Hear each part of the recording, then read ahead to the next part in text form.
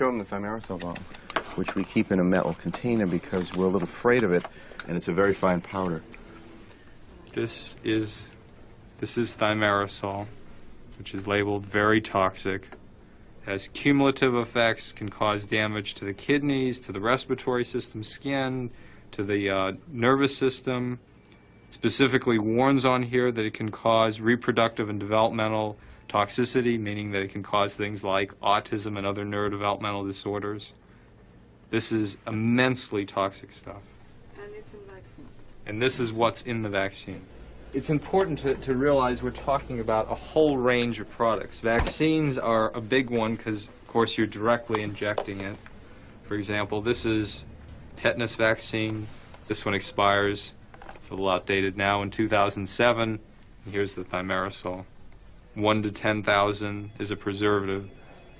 Perhaps the biggest one in the U.S., at least, that's for exposure to mercury is the influenza vaccine.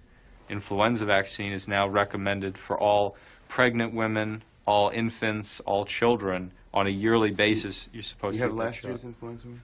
Understand that thimerosal is not added at the end. It's not like, well, that factory next year can make thimerosal free.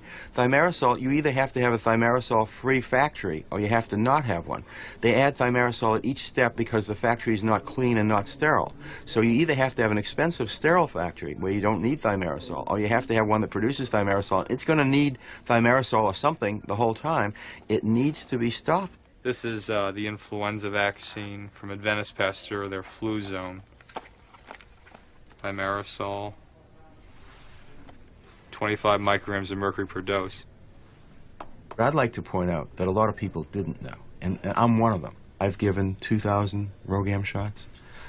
I've been in vaccines for 35 years. I didn't know that RhoGAM had thimerosal in it. So I think a lot of the doctors were unaware. They were unaware that even the word thimerosal meant mercury.